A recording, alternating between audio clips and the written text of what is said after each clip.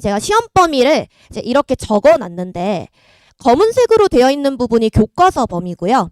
또 빨간색으로 되어 있는 부분이 이제 외부 자료로 주신 부분이에요.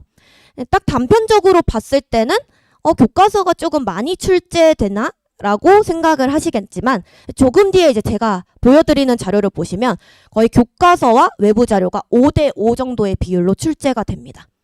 그래서 출제 영역은 아까 앞쪽에서 제가 말씀드린 이제 3가지 영역이 골고루 출제가 됐어요. 그래서 문학도 나왔고 독서도 나왔고 문법도 나왔고 이제 외부 자료도 문학이랑 독서 이렇게 골고루 출제가 되었습니다. 그래서 이제 밑에 문제 유형이랑 배점 보시면 제가 이제 배점은 적어놓지 않았는데 선택형 22문항이 80점이고요. 또 이제 논술형 4문항이 20점입니다. 그래서 단편적으로 보면 선택형이 훨씬 더 많네 라고 생각을 하시겠지만 논술형 같은 경우에 한 문항당 5점으로 배점이 굉장히 크게 작용을 합니다. 이 뒷부분은 제가 시험지 전체를 이제 뜯어가지고 문항별로 어떤 지점에서 출제가 됐고 어떤 작품이랑 엮었는지를 분석해 놓은 자료고요.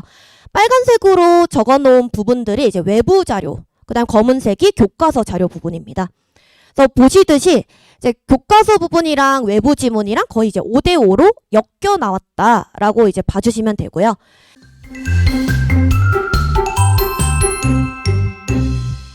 안녕하세요. 국어 강사 전희수입니다. 제 얼굴 사진 있는 프린트부터 펼쳐주시면 되겠습니다.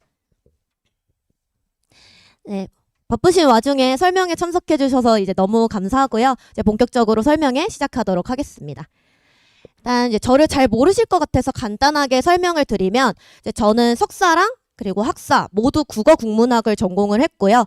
이제 학사 와중에 제가 국어 교직을 이수했기 때문에 국어 교육도 제가 전공을 했습니다. 저는 현재 미래탐구 분당 지점이랑 이제 메가스터디 러셀에서 지금 출강을 하고 있습니다. 네, 순서는 이렇게 지금 진행이 되는데 제가 배부드린 자료랑 PPT 형식이 약간 달라서 혼란스러우실 수도 있는데 제가 PPT에 넣어놓은 것들은 이제 음영 안에 넣어놓기 때문에 이제 그 부분이랑 이제 순서 보시고 따라와 주시면 되겠습니다. 네, 제 얼굴 들어가 있는 자료 펼쳐주시면 됩니다. 저희가 보편고 내신을 알기 전에는 일단 고등학교 시험 유형이 어떻게 출제가 되는가를 이제 먼저 살펴볼 필요가 있어요.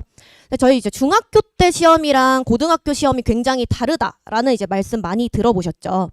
이제 중학교 때는 우리가 뭐 시험 기간에 좀 자습 써보고 그 작품을 단편적으로 학습을 하고 암기해서 시험을 보면은 좀 점수가 잘 나왔다. 라고 하지만 고등학교 같은 경우에는 딱 하나의 작품에 대해서 물어보는 게 아니라 여러 작품을 연계해서 출제를 한다든지 아니면 수업 시간에 배웠던 개념을 전혀 처음 보는 새로운 작품이나 어떤 개념, 지문에 적용을 해야 된다든지 하는 식으로 조금 적용 위주로 출제가 되고 있습니다. 그래서 고등학교 국어는 총 4개의 과목이 있는데 문학, 독서, 문법, 그리고 화법과 작문이에요. 그 중에서 1학년 때는 문학이랑 독서, 문법 이렇게 출제가 되는데 학교나 선생님별로 거기서 들어가는 출제 범위가 굉장히 다양하고 양이 많기 때문에 전략을 조금 잘 세워서 학습을 하실 필요가 있습니다. 이제 고등학교 시험 국어 유형은 제가 크게 3가지로 나눠놨는데요. 이제 암기형이라고 해서 그냥 수업 시간에 배웠던 개념을 암기하고 그대로 풀 수 있는 유형이 있는가 하면 유사수능형이라고 해서 수업 시간에는 다뤘던 개념인데 보기에다가 이제 뭔가 작가에 대한 설명을 넣는다든지 아니면은 이미 수업 시간에 배웠지만 학교에서 선생님들은 작품 하나하나 이렇게 설명을 해주시고 학생들이 시험장에서 직접 그것들을 엮어서 풀어야 하는 문제들. 마지막으로 수능형이라고 해서 전혀 배우지 않고 새로 우리가 모의고사나 수능을 보듯이 그 자리에서 직접 적용을 해야 하는 유형 크게 이제 3가지입니다. 그래서 저희가 이제 암기나 유사수능형은 미리 내신 대비 기간에 좀 대비를 할 수 있겠지만 수능형 같은 경우에는 학생들이 딱 바로 한 달 이렇게 공부한다고 해서 이제 그 눈이 길러지지는 않습니다. 그래서 제가 학생들한테 항상 강조를 하는 게 내신 기간에만 공부를 하지 말고 수능 대비도 열심히 해놔야 된다라고 하고, 실제적으로 요즘은 내신이 굉장히 어려워지고 있어서 1등급을 받기 위해서는 수능 대비를 잘 해놨어야 그 학생들이 1등급을 많이 맞아옵니다. 보편고 같은 경우에는 이 내신형과 수능형이 골고루 출제가 돼서 결론적으로 말씀드리면 내신 대비도 열심히 해야 되고 평소에 수능 공부도 당연히 이제 열심히 해놔야 된다라고 말씀드리고 싶습니다. 그래서 고등학교 시험은 교과서에서 출제를 많이 하시고 보통 이제 프린트나 자체 교재를 주시거나 이제 학력평가, 수능 이제 이런 다양한 교재들을 활용하기는 하는데 이게 학교나 교사 특성에 따른 차이가 존재를 해요. 이제 보편고 같은 경우에는 교과서랑 주로 이제 학력평가 기출을 사용하시기는 하지만 이제 그 전에는 학력평가가 아니라 EBS 교재를 사용하시기도 하는 등 이제 매번 이제 교사 분에 따라서 좀 다른 것들을 추가를 하십니다. 이제 본격적으로 제가 보편고에 대해서 말씀을 드릴게요. 이제 방금 제가 말씀드린 듯이 출판사는 이제 지약사고 교과서를 사용을 하십니다.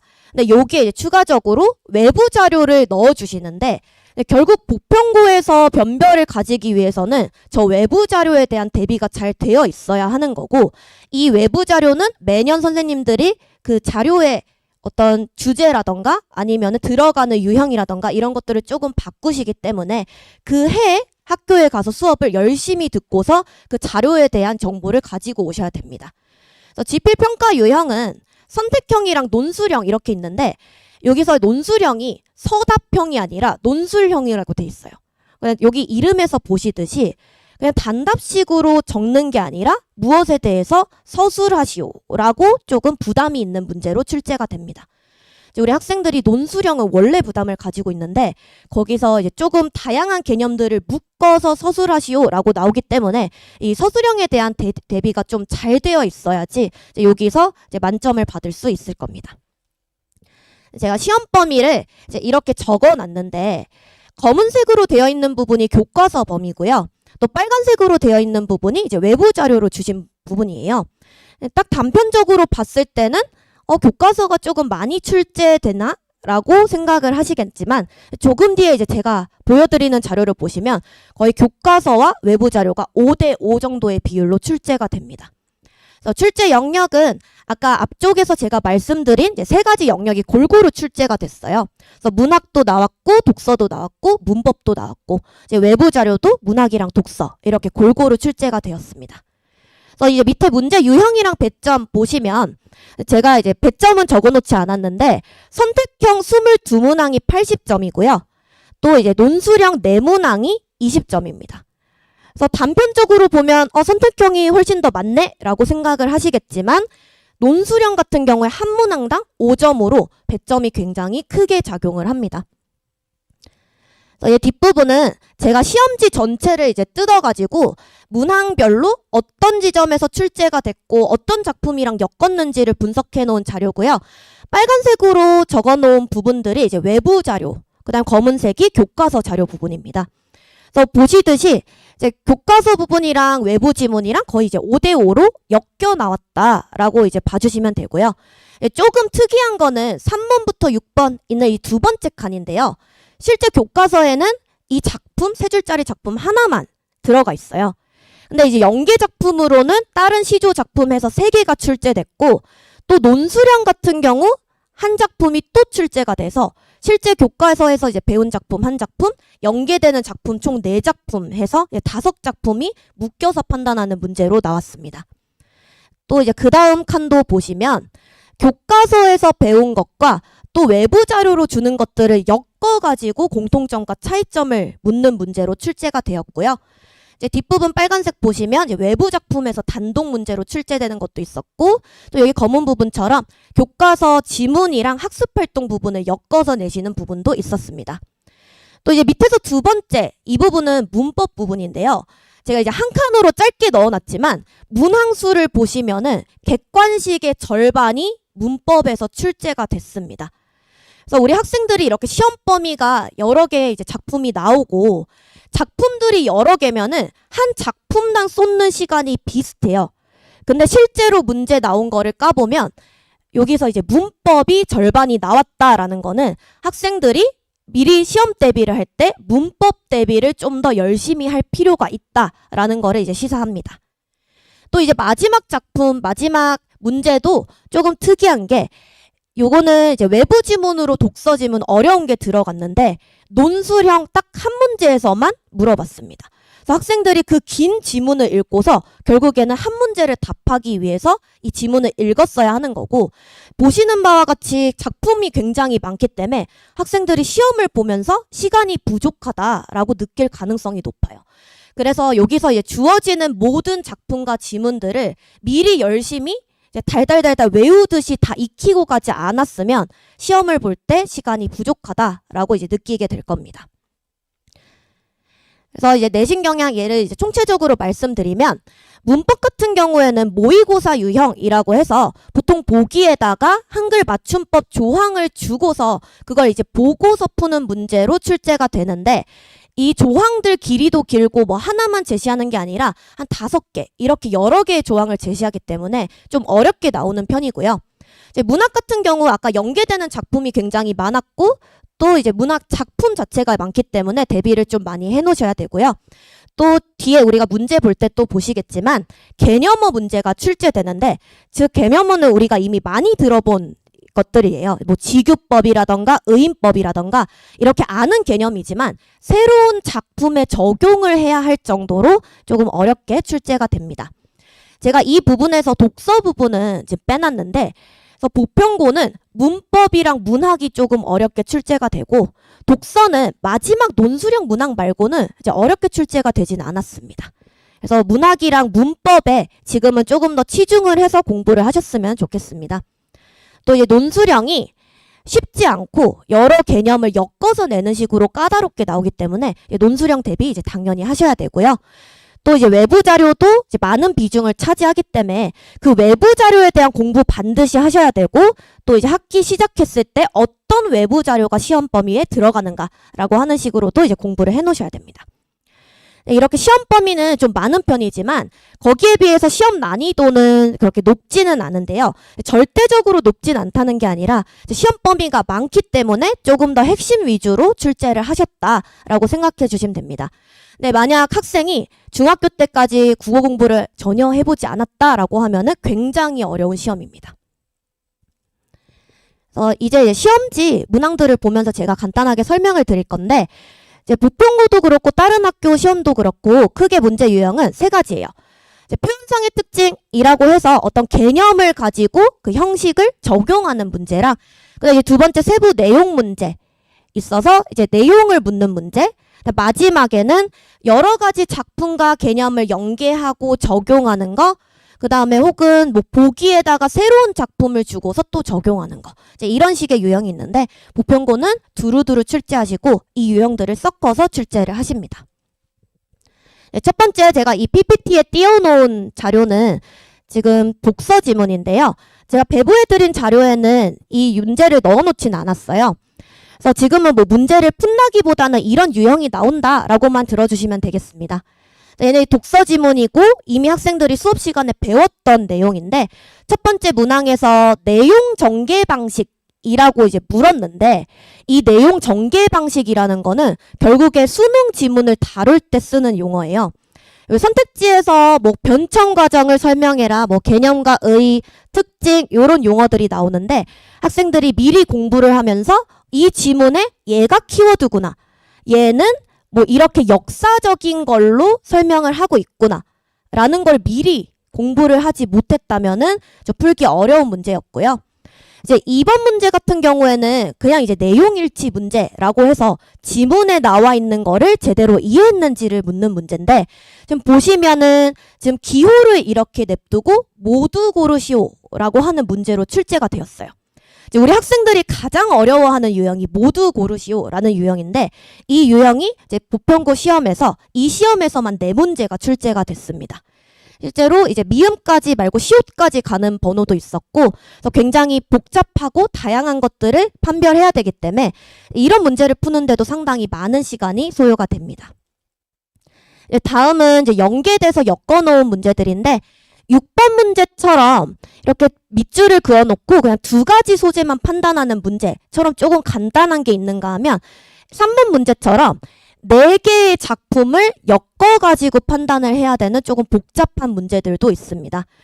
그래서 실제로 선택지에서는 2개씩밖에 판단을 안 해서 좀 쉽지 않나? 라고 생각이 들겠지만 저 2개를 판단하기 위해서는 또 그 작품을 봐야 하고 결론적으로는 4개의 작품을 읽어야 하기 때문에 시간이 소요가 많이 됩니다. 또 지금 6번 문제 다시 넘어가 보시면 여기 선택지에서 묻고 있는 게 뭐 자연 친화적인 태도, 대비가 된다, 뭐 상징을 한다 이런 용어들이 적혀 있고 얘를 이제 선생님들은 개념어라고 부르거든요. 결국에는 이 개념어를 알고 적용을 할 수 있었어야 하는 문제라서 얘도 이제 유사 수능형으로 보고 있습니다. 다음은 까탈스럽다라고 했던 논술형 문제인데 저기 이제 작품이 제가 아까 적어놓은 시험 범위에는 없는 작품이에요. 그래서 연계되는 작품으로 단독 출제를 하셨고 실제 서술형 문제 4개 중에서 3개 문항이 교과서가 아닌 외부 자료에서 출제가 되었습니다. 그래서 이제 서술형 문제도 보시면 부분 점수를 주시기 위해서 문제를 조금 잘라놓긴 했지만 여기서 이제 물어보는 게 라와 보기를 비교하고 또 라와 보기에서 비교하고 이렇게 2개를 비교하는 조금 어려운 문제 또 이제 최종적으로 묻는 거는 1번에서 답한 거를 연계해서 또 물어야 되는 거라 또 한 문제라도 제대로 판단을 못하면 부분 점수를 받기 힘든 문제로 출제가 되었습니다. 조건도 지금 보시면 대상이랑 화자의 정서를 찾아라 라고 돼 있는데 결론적으로는 새로운 시를 보고 정서, 대상 이런 것들을 찾지 못하면 여기서 논술형 풀기가 힘든 시험이었다라고 생각해 주시면 되겠습니다. 그 다음에 이제 9번 문제 보시면 아까 말씀드린 모두 고르시오라고 문제인데 이 문제 안에 있는 내용을 보시면 작품이 들어가 있어요. 그래서 얘는 배우지 않은 작품이고 학생들이 특정한 개념을 익힌 다음에 새로운 작품에 적용해야 되는 문제입니다.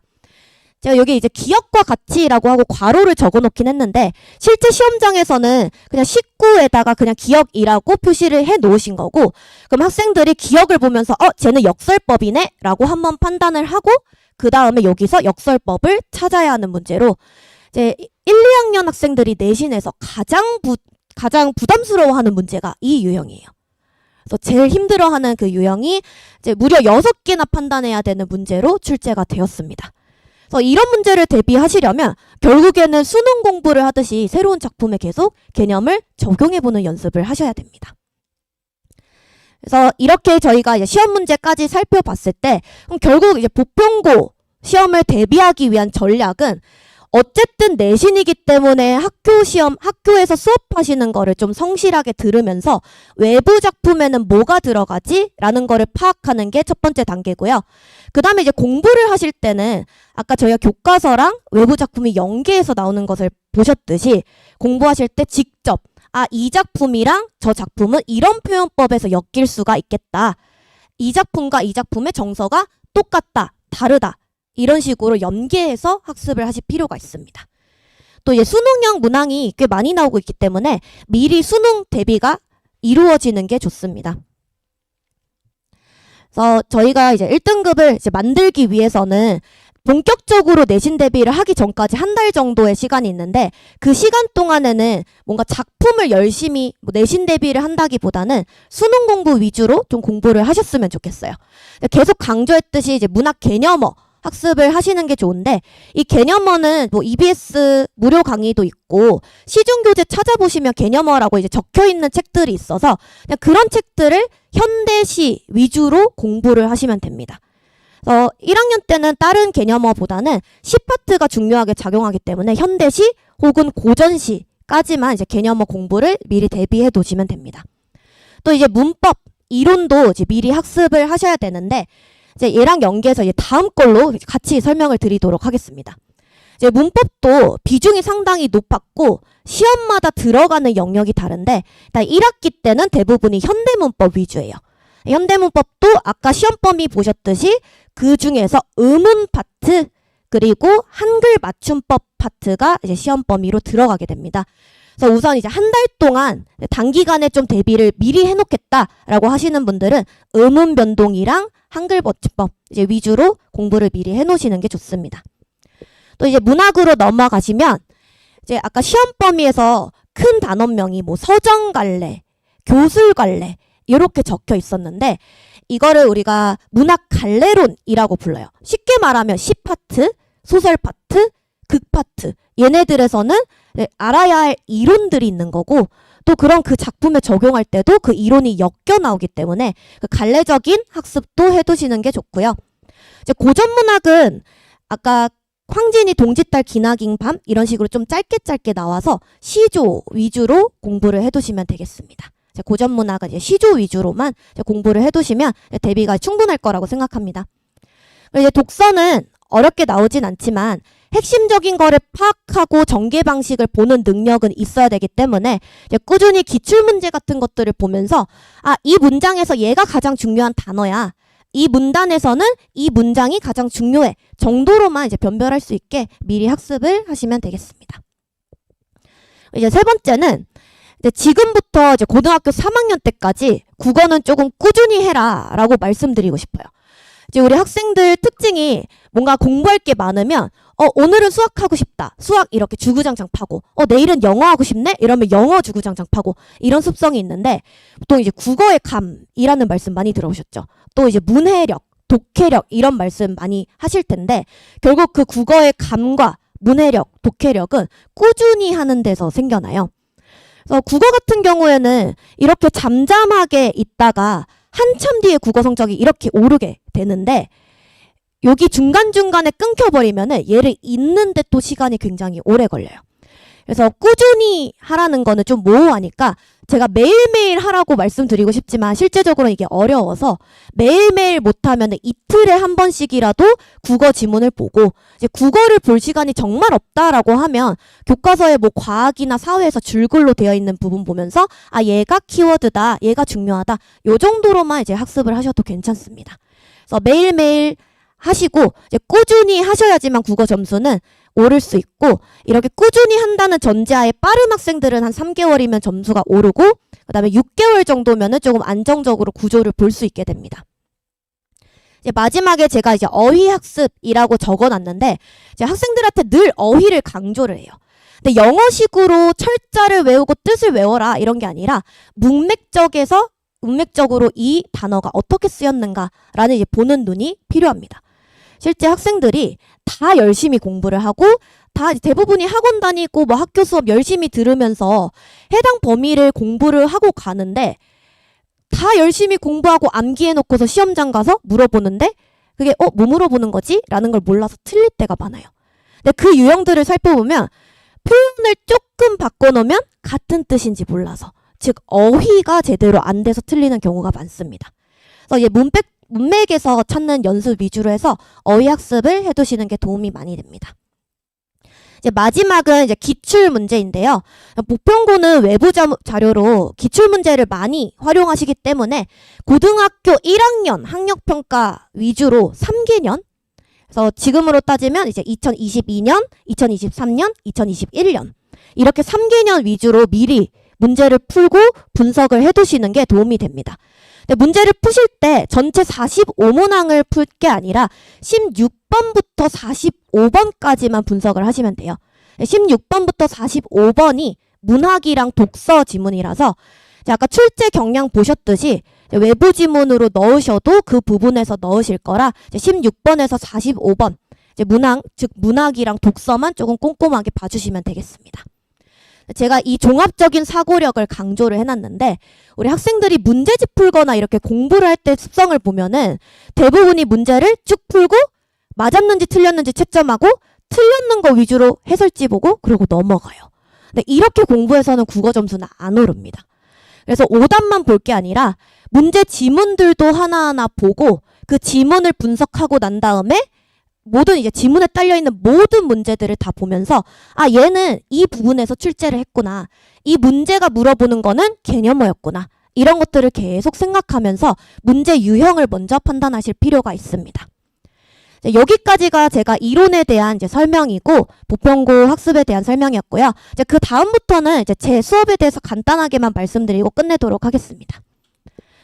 일단 제 수업 포인트는 이제 방금 말씀드린 것들 위주로 수업을 하게 되고 어쨌든 내신에서 1등급을 가르려면은 개념어 학습이 필요하기 때문에 중간중간 이제 수능 개념에 대한 거 또 외부 지문 대비를 하기 위해서 뭐 역설이 나왔다라고 하면은 거기에 딸려 있는 작품들을 같이 보게 됩니다.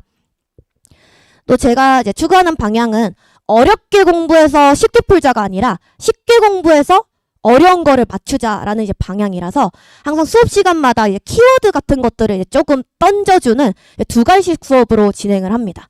조금 이제 명확한 걸 좋아해서 두 갈씩으로 이 지문에서 키포인트는 이거야 라고 뼈대를 먼저 세워주고 이제 세부적으로 또 어려운 게 나올 수 있기 때문에 거기서 이제 세부적으로 보완하는 식으로 수업을 진행을 합니다. 또 여기 제가 밑줄 그어놓고 강조해 놓은 부분은 제 슬로건인데요. 요즘 학생들 다 열심히 공부를 하고 제가 실제로 제 러셀에서는 자습관이 있는데 학생들이 8시부터 밤 10시까지 주 6일을 공부를 하고 또 더 열심히 하는 학생은 일요일까지 이렇게 와서 주 7일을 열심히 공부를 해요. 근데 어떤 학생은 그렇게 오래 앉아 있었는데 1등급이 나오는데 어떤 학생은 4등급이 나와요. 그래서 이 학생들의 차이는 공부를 열심히 했냐 안 했냐의 차이가 아니라 제가 생각하기엔 방향을 얼만큼 잘 잡았냐의 차이라고 생각이 돼서 이제 보편고 이제 나머지 과목들도 설명을 열심히 들으셔서 미리 방향을 잘 잡으시고 조금은 영리하게 그 시험에 맞춰서 대비를 하셨으면 좋겠습니다. 일단 제 이제 수업은 일요일 오후 2시부터 5시까지고요. 3월 둘째 주에 개강이 됩니다.